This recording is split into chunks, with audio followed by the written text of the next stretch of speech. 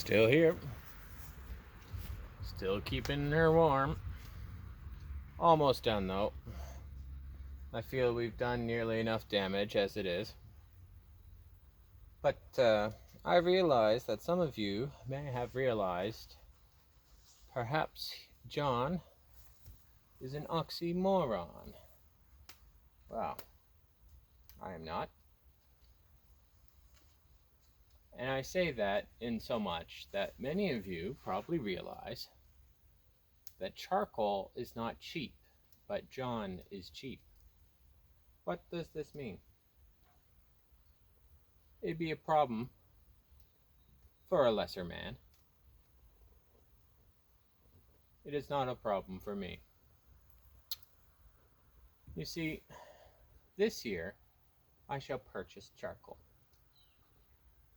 Next year I shall not.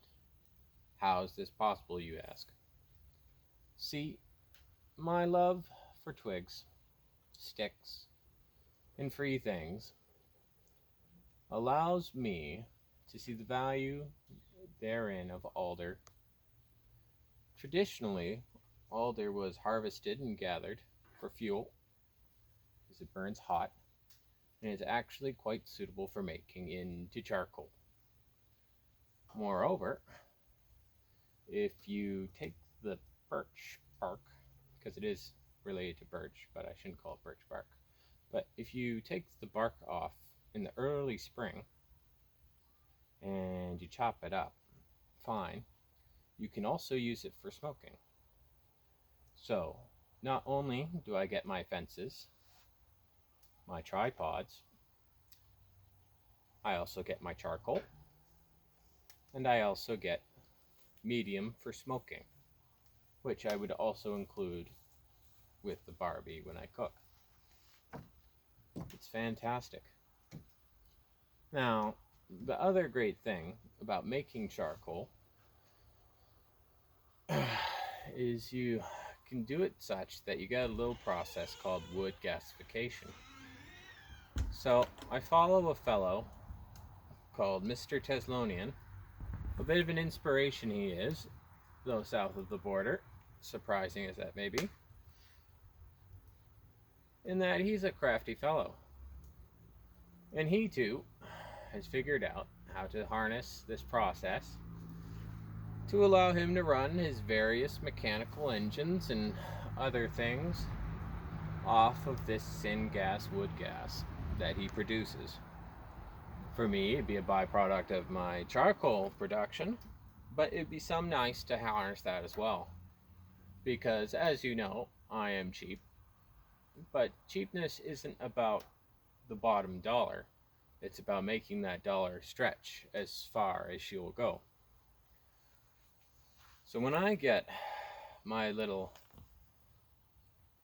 farm car going, once that belt arrives next week, I shall endeavor, moving forward, to also modify said vehicle to run off the syngas produced as a byproduct. Now, I've been speaking of this project for some time, and before, the problem was I had time to talk about it but not do it. Whereas now I find myself with a plenitude of time to endeavor on these projects. And so I'm going to do that. In relation, but not far from, the same thought process, I'm hoping I can also produce biogas. That's the kind of gas that you get off from when you have an anaerobic process going on with poop and bacteria, passing gas, producing useful byproducts. That sounds a little far-fetched, you say, but biogas is actually quite common. A lot of wastewater facilities actually have such, natural gas trapping, storing, and processing capabilities, because there's a great deal of sense there. Now, most folks don't go through the effort of properly filtering it, and that's the challenge, and I've been reading papers on how to do that.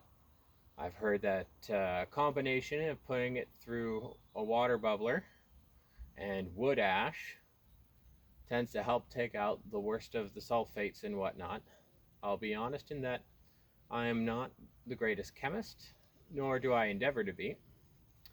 But when I find there is enough supporting evidence for a thought for something that can save me a buck, that don't cost much, well, I feel like I can probably try that out.